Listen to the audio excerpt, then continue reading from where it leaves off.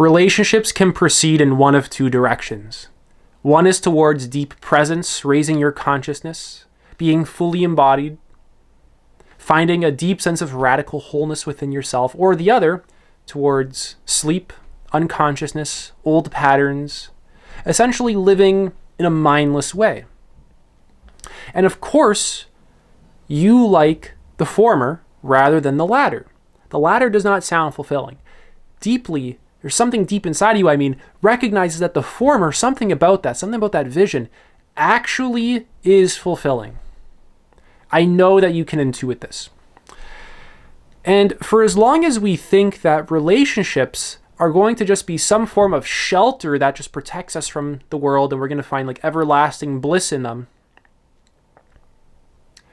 for as long as we hold on to that narrative, we're going to miss what's really going on in our relationships. In this video, I'm particularly talking about intimate relationships, but a lot of these are going to apply to all relationships, all human relationships. But this is particularly potent in intimate relationships. So when we use relationships only for comfort and security, only to get our lower needs met for just comfort, connection, sex, status, things like this, we actually miss out on the best parts of relationships. We actually miss out on the best parts of being a human being. When we're stuck in those kinds of patterns, just getting our lower needs met, this actually just reinforces a lot of fear inside of us because we're not raising our consciousness. We're just stuck at our animal level instincts. We're not really deepening our consciousness, having a very deep connection to ourselves, to our intuition. We're stuck purely just at the level of immediate gratification. It's very short term. All that stuff is very short term. There's no deeper connection to a more long-term satisfaction. It's more so, I'm getting what I want now, and it's quite impulsive, and if you don't get what you want, then you're mad about it. So we need to actually have a better vision for relationships if we really want to make the most out of them. It can't just be about getting things for me and my lower needs, and that's it. What I'm telling you in this video is that there's something more going on here that old story isn't allowing you to see. So the other choice is to actually regard intimacy as a way to come more fully alive, to fully embody yourself. You use relationships to actually bring forth your natural essence as a human being. You use relationships to bring forth a deep sense of presence. You use relationships to actually transcend the ego, transcend the separate self, rather than to just reinforce it. So instead of looking to a relationship for shelter, right, just basic protection from like the pains of life, and then just grasping onto the pleasures that it gives you, instead of doing that, you welcome its power to actually transform you. You recognize this context, this intimate relationship, this particular context, to be extremely powerful and potent for transforming you. So you're using it more so as a way to gain a deeper contact with all the things inside of you that you avoid. You're using it to actually show you where you're asleep in yourself, the parts of you that you don't like about yourself.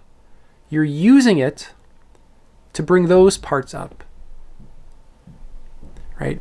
So that you can actually fully love your partner, of course, but even just fully love yourself. Because when you have all these parts of you that you don't like, your capacity to even love your partner it's going to be diminished. And of course, your capacity to love yourself is going to be very diminished as well, because you quite literally just have these parts that you don't like. You don't want to acknowledge them. You're asleep to their existence. You're unconscious of them. So this approach commits us to a movement or a change, really, towards deeper personal growth. It shows you the direction you actually have to go to have more integration and wholeness.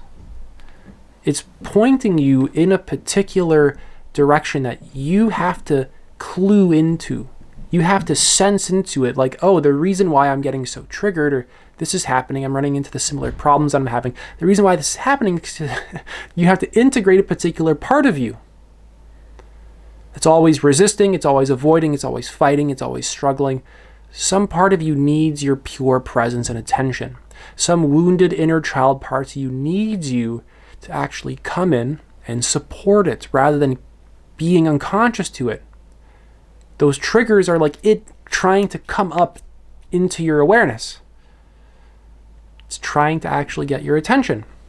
So we learn to use difficulty in this sort of new vision for relationships to connect more deeply, not just with our partner, but with all the parts of ourselves as well.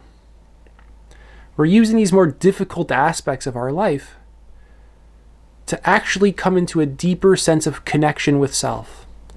And by doing that, you get into a deeper connection with every single thing and every single one around you.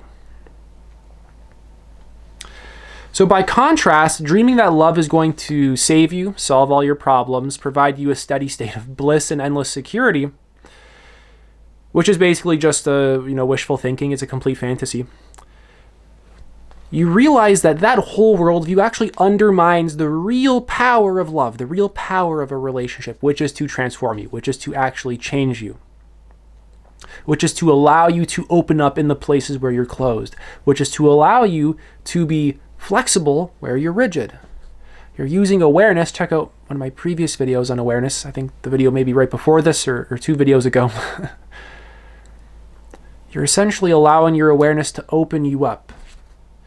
You're allowing the relationship to be a way that you deepen your consciousness.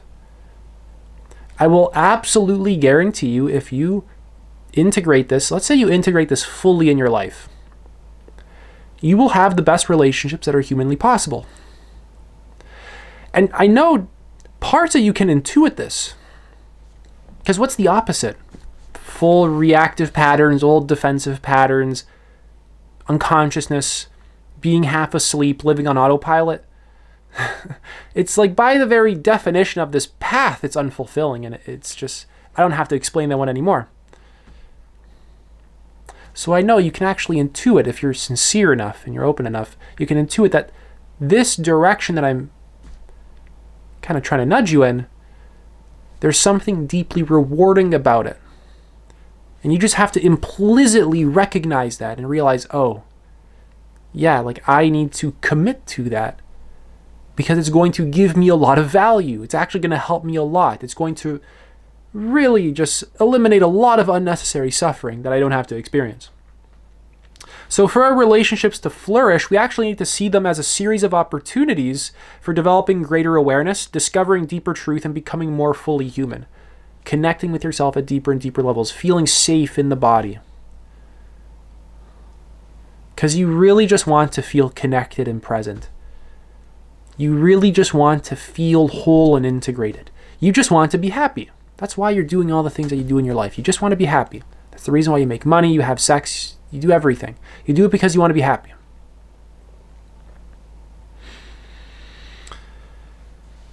So beyond finding just companionship, which is good, right? All these lower needs that I talk about, they're great, right? But beyond them, there's more. So beyond just finding companionship or sex or just approval or connection, we have a deeper need to live from our fullness, to engage with life fully, to meet it fully, to be fully awake to life. To essentially engage with life as fully as you can. And to end this video off, I really want to just remind you that you're going to die one day. And I don't say that to scare you, but I say that to wake you up to what really matters, which is to live this moment fully, to be fully present and conscious in this moment so that you're not missing your life. Because think about yourself on your deathbed. Right? What's your biggest regret going to be? It's not going to be that you spent that extra $20, right? The biggest regret is going to be that you didn't fucking love life in every single moment that you had. You weren't fully present to it because you were too closed, you're too rigid, you had no vision, you were too fucking foolish. You didn't have enough wisdom to see that every experience, right, even outside of relationships, every experience can be used as a way to fully engage with life, to fully open yourself up to life. Relationships being the best for doing exactly this. So that's it for this video. If you're interested in working with me one-to-one, you can apply to do so. Link is in the pinned comment. Take it easy.